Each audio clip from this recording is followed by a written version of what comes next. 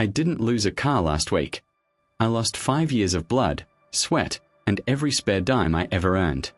I'm a 30-year-old mechanical engineer. I've always been the quiet one in the family. While my older brother, Jason, 32M, was out partying, getting into debt, and asking my parents for bail money, I was in the garage. My obsession was a 1969 Chevrolet Camaro SS. I bought the chassis when I was 22.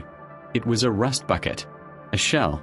Most people would have sent it to the scrapyard, but I saw the potential. For the next 8 years, that car was my life. I sourced original parts from across the country. I rebuilt the engine block with my own hands. I learned to weld, to paint, to upholster. By the time I finished it last year, it wasn't just a car. It was a masterpiece. Midnight blue, white racing stripes, a 396 V8 engine that roared like a dragon. It was appraised at $85,000, but to me, it was priceless. It was the only thing in my life that was purely mine. 6 months ago, I got a once-in-a-lifetime opportunity to lead a project in Germany. I couldn't take the car with me. I didn't want to leave it in a storage unit where nobody would check on it, so my parents offered to keep it in their detached garage. "We'll keep it safe," my dad had promised, clapping me on the back. "We'll run the engine once a week to keep the battery charged. Don't worry about a thing." I trusted them. Why wouldn't I? They were my parents. I flew back yesterday. The contract was done. I was exhausted, jet-lagged, and dreaming of one thing: turning that key and hearing the engine purr. I didn't even unpack. I took an Uber straight from the airport to my parents' house. I walked up the driveway, smiling. The house looked the same. The grass was cut. I walked past the front door and went straight to the detached garage in the back. I had my own key. I slid the key into the lock. It turned smoothly. I grabbed the handle and heaved the heavy door upward. Sunlight flooded into the dark space. I stopped breathing. The garage was empty. No midnight blue paint. No chrome bumpers. Just a concrete floor with a few old oil stains and a lawnmower sitting in the corner where my pride and joy used to be. My first thought was theft. Panic exploded in my chest. I dropped my bag and ran toward the house, fumbling for my phone to call 911. Someone had broken in. Someone had stolen it. How did my parents not notice? I burst through the back door of their house without knocking. "Mom! Dad!" I screamed. "Call the police. The Camaro is gone." My mom was in the kitchen, making tea. My dad was at the table, reading a tablet. When I burst in, screaming about a robbery, neither of them jumped. Neither of them looked scared. They looked annoyed. "Calm down, OP," my dad said, not looking up from his screen. "Stop shouting. You're making a scene." I froze. "A scene? Dad, the garage is empty. The car is gone. We need to call the cops right now." "No," Mom said, sipping her tea. "We don't need the police. Ideally, we wanted to talk to you about this after you settled in, but since you're so impatient." She set the cup down. "We sold it," she said.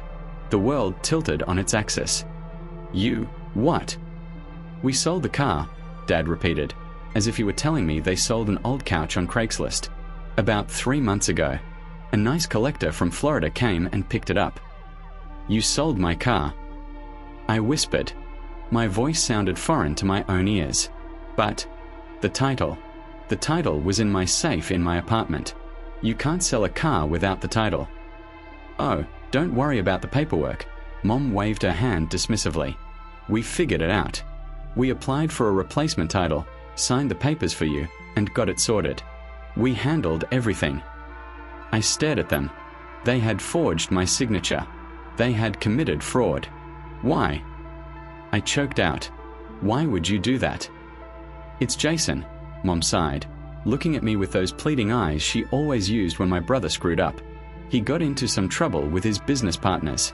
A lot of debt. Honey. Dangerous debt. He needed $60,000 immediately. We didn't have the cash. But you had that old car just sitting there gathering dust." "It wasn't dust," I said, shaking. "It was $85,000. And we got $55,000 for a quick sale." Dad said proudly. "Paid off Jason's debt, and we even kept a little for the trouble of arranging the sale." You should be happy. You helped save your brother. I looked at the empty spot in the driveway. I looked at my parents, who were smiling at me like they had done a good deed. They didn't see a crime. They saw a resource they were entitled to harvest. Where is the money? I asked quietly. Gone, Mom said. Jason took it. He's in Vegas now, celebrating his fresh start. I didn't scream. I didn't flip the table. A cold, dark numbness washed over me. I turned around and walked out the door. Where are you going? Mom called out. Stay for dinner. We made pot roast. I didn't answer. I walked down the driveway, pulled out my phone, and dialed 3 numbers.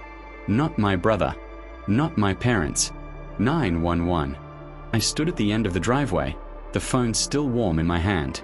My heart was hammering against my ribs, not from fear, but from a rage so cold it felt like ice in my veins. My parents walked out onto the porch. My dad looked irritated, like I had interrupted a football game. My mom looked confused. Who were you talking to? Mom asked, wiping her hands on a dish towel. Pizza delivery. The police, I said. They are on their way. The color drained from my dad's face, replaced instantly by a flush of anger. He marched down the steps. Are you insane? You called the cops on your own parents? Over a car? It's not just a car, I said, my voice steady. It's grand larceny. And forgery. And fraud. Oh, stop using big words. Mom snapped, walking over to stand beside Dad. You are being so dramatic. Jason needed help. He was in trouble with loan sharks, OP, bad people. We had to act fast. We knew you would want to help your brother. I wouldn't have, I corrected. Jason has been in trouble for 15 years. I wouldn't have given him a dime. And definitely not my Camaro. Well, that's why we didn't ask you. Dad shouted, throwing his hands up. Because you're selfish. You hoard your money while your brother suffers. We made an executive decision as the heads of this family. We did what was necessary. You committed a felony, I said. It's not a crime to help family. Mom screamed. Family comes first. Always. You should be ashamed of yourself, putting material possessions over your brother's life. It's just metal and rubber, OP. You can build another one. I stared at them. I spent 8 years on that car. I missed holidays. I missed trips. That metal and rubber was my life's work. And you sold it for a discount to bail out the golden child again. Before they could answer, 2 patrol cars turned the corner, lights flashing.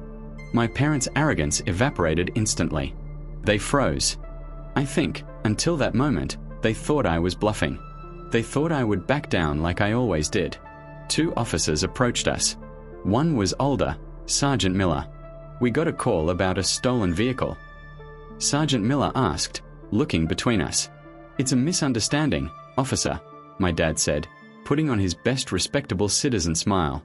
My son is just having a tantrum. We sold a car that was stored on our property. It's a civil matter. It's not a civil matter, I cut in. I am the sole owner of a 1969 Camaro SS. The title is in my name. I was out of the country. I did not authorize the sale.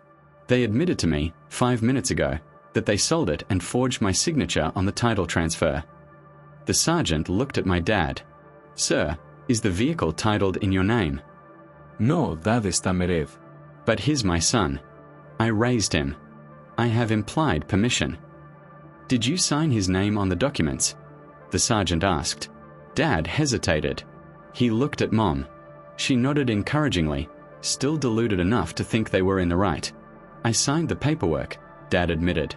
Someone had to. He was in Germany. We needed the funds urgently for a family emergency. The sergeant sighed and put his hand on his radio. Sir, you can't sign another adult's name on a legal document without power of attorney. That is forgery. And selling property that doesn't belong to you is theft. But it was for his brother. Mom cried out, grabbing the officer's arm. He gently but firmly removed her hand. You don't understand. His brother was in debt. We are good people. Step back, the sergeant said. He turned to me. "Sir, since they are your parents, I have to ask, do you want to press charges? If you do, we are arresting them right now. Once we start this, the district attorney takes over. You can't undo it." My mom looked at me. Her eyes were wide, filled with a mix of fear and expectation. She expected me to fold. She expected me to say, "No, it's okay, let's just work it out." I thought about the empty garage. I thought about the forged signature. I thought about Jason in Vegas, gambling away the money I sweated for. I thought about every time they told me I was selfish for not lighting myself on fire to keep Jason warm. I looked my mother in the eye. "They stole $85,000 from me," I said clearly. "Press charges. I want them prosecuted to the fullest extent of the law." Up. Dad roared as the officer grabbed his wrist. "You traitor!